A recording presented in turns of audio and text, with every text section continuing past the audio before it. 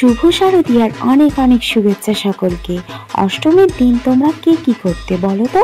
আমি ছোটবেলায় কি করতাম সেটা কি জানতে চাও? চলো বলেই ফেলি। ছোটবেলায় তো সকাল সকাল মাইকে গানের শব্দে ঘুম ভেঙে যেত। তারপর ঘুম থেকে উঠে তাড়াতাড়ি স্নান করে নিতাম মায়ের সাথে অষ্টমী পুজো দিতে যাব বলে। পুজো দিতে গিয়ে অঞ্জলি দিয়ে বাড়ি এসে মায়ের হাতের গরম গরম লুচি আর সাথে থাকতো আলুর দম আর ছোলার ডাল। ওফ, আহা, কি সেই অসাধারণ স্বাদ, এখনো মুখে লেগে আছে। তারপর তো আস্তে আস্তে বড় হলাম।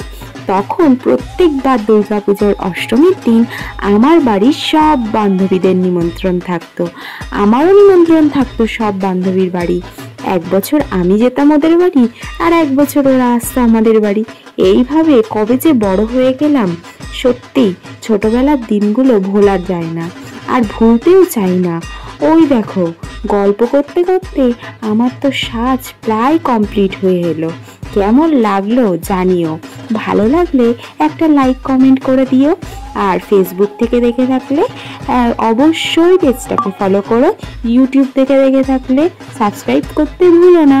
দেখা হচ্ছে নতুন ভিডিওয়।